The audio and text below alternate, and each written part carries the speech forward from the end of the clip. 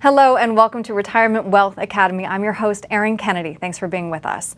This show is dedicated to helping retirees and pre-retirees sort through some of the most complicated topics about retirement. And for the answers, we turn to local experts. Today we have Nick Royer. Nick, it's good to see you. It's wonderful being back.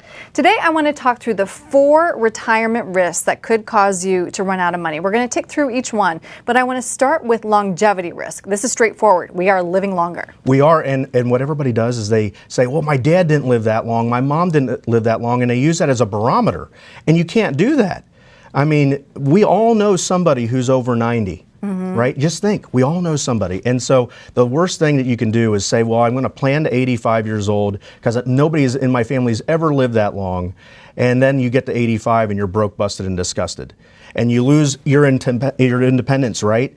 And then you have to say, well, where am I going to live now because I just ran out of money? And literally, we run financial plans for people, and there will be times when, because they are going to run out of money so soon, we'll tell them, here's the amount of money that you're going to have as far as income goes when you get to retirement after your money runs out. Well, I'm only going to get Social Security. What about everything else? Well, did you plan for it? Well, no, I can't believe I'm 85 or that I'll live to 85. And the thing is, you just have to plan for it for the situation of when it happens. And so longevity risk is a big thing. You know, the modern marvel of medicine is a wonderful thing, but it's also not, because it keeps us around longer. But it doesn't necessarily mean we have enough money to stay around longer. We want it to be nothing but good news to have a long and happy life. We want to, but the reality is that's not the reality. For it. So risk number 2, changes to Social Security. I think everybody has read a headline that says Social Security will be insolvent. Yeah, and we call this the rule of 25-20. And what that means is the 25 means that when you take Social Security, and some people are like, well, it's going to be insolvent, so I'm going to take it right now. I'm 62 years old. Right. Well, when you take it at 62 years old, you're actually getting a 25% haircut on what your benefit would be at full retirement age. Then Social Security is already putting a document out there, and you can go on Google, you can look up Social Security Be There For Me, and it pulls up a PDF, and it says that Social Security can pay for 80% of the benefits that they're promising, 80%. So here, if you take benefits at 62 years old, you're getting a 25% haircut. And then down the road, they cut you again. They give you a 20% haircut because they don't have enough money in the coffers to pay for it. So now you're getting a haircut of a haircut. And so Social Security maximization is incredibly important. There's many ways that you can maximize your Social Security, because if it's more out of their pocket, that's less out of your pocket, which is a win-win. Risk number 3 is inflation, which we have talked many times about, and I feel like a lot of retirees don't take it into account. They don't until like recently. Of course. You know, if we think about the last few years going back, inflation has been big headline news, but there will be a point in the future when it gets pushed to the back burner and people are like, oh, inflation, I don't worry about that. And we do a lot of retirement income planning, and I'll tell people, bring in your retirement income plan and we'll look to see if it's viable. And I've seen people that will put in there, a rate of return of 10% each and every year, and an inflation rate of 0%. And I'll tell them, your math is kind of, you can't do that. Well, I'm going to be older and I'm going to live on less, is what they'll tell me, because I'm older and I'm not doing as much. Well, what they don't realize is you have health care and all that other expenses. And very rarely, I mean, I've been doing this for 20 plus years. Very rarely, if at all, does anybody ever call and say, I need less income. They're always calling saying, I need more income. And all that ties into inflation. We had a younger lady who's 50 years old, and she came in and we talked with her. And what we found is if inflation was 2%, that by the time she's 100 years old, she'll still be a millionaire. But if inflation is just 4%, she runs out of money at 79.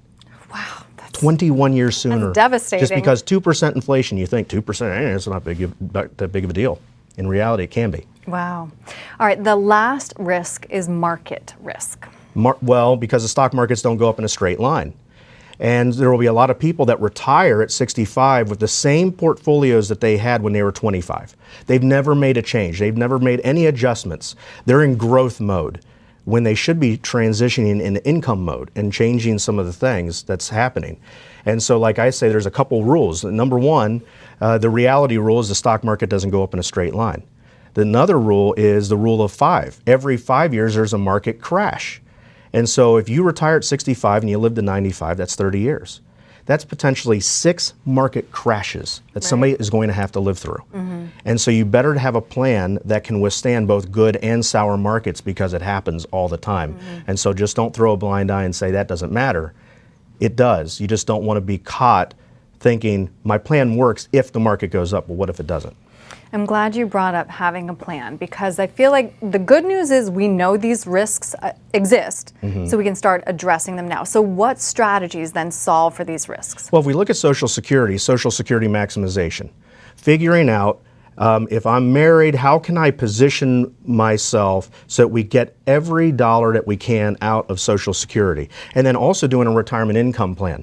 Sometimes I'll find that, if somebody takes the Social Security in their mid-60s, their money actually lasts longer in retirement versus shorter. It just depends on somebody's scenario. So we have to run a legitimate retirement income analysis that looks like your year by year, it looks at inflation, it looks at taxes year by year, and finds out how long your money is going to last. And so Social Security maximization is key. Another one, when it comes to income in retirement, is setting up almost like a private pension plan. And we all remember those pension plans of old. When the companies gave us that nice juicy pension. Well, now those are gone for most people. And so now what they can do is recreate the same kind of pension with their investments, changing it from growth mode into income mode, and making sure you have enough income that lasts your life, and that income is increasing year by year to counter things like inflation. So all of those are very important. And then another thing too is, like we talked about, market risk, is you've got to stress test your money so that you know how much risk you have with where your money is invested. I find a lot of people don't know how much risk they have until they open a statement after a market crash and they find out that their portfolio can go down 30%. Well, now with technology, we can see that ahead of time and make adjustments so that you, almost like your uncle point. We all remember that movie from A Christmas Story when Ralphie, uncle. We almost need to find out what somebody's uncle point is. How much downside can you be okay with in your retirement and be able to last through retirement? What's your comfort zone? And then building a plan that you can live with in both those good times and bad times. And then those strategies address most retirees' number one fear, which is outliving their money. Right, exactly. But most people don't plan for it. Most people follow this simple broker's rule, is what we call it, this rule of 4%. Build up your wealth, take out 4%, and it should work. And that's been told, Wall Street Journal and other avenues have said, and the inventor of the 4% rule says it doesn't work anymore. And so you got to change, right? That was under the assessment that, bonds were going to pay good and the stock market's going to be more stable than it is and everything else. And everybody had money in their growth mode. Well, the thing is, 4% is wonderful, but when, if the market's rising. But if the market goes down 20% and then you take out your 4%, now you're down 24%. A quarter of your wealth is just gone. And you got to wait for the market to come back up. And what they'll tell you with that rule is they'll say, yeah, but just cut your lifestyle down and then it'll be okay. Just don't take out so much. Tell that to a 75-year-old who has all these bills that you can't go to your investments and take out what we promised you or what you thought you could. That's a bitter pill to swallow. Right. But at least, again, these risks are known, the strategies are there. Nick, I so appreciate your time talking through all this. Thank you. Wonderful being with you.